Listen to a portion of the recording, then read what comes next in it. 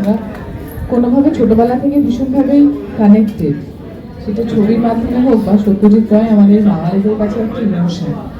তো সেক্ষেত্রে আমরা ভীষণভাবেই কানেক্টেড। সেই নামটাই যখন কানে আসে তখনই একটা নস্টালজিক ফিল হয়, একটা ভালো ফিল হয়, একটা মুডটা বেশ ভালো হয়ে যায়। খুব ভালো লাগছে দেখতে, এরকম সুন্দর করে সাজানো একটা প্লেটের মধ্যে এত সুন্দর সুন্দর খাবার সাজানো, খুব ভালো লাগছে দেখতে, খুবই ভালো লাগছে। এবার একটু খেয়ে দেখো, পহেলে দর্শনদারি হয়ে গেছে। দেখবো আমি এইটাকে দেখবো, এটা মাছ হবে ওটা না?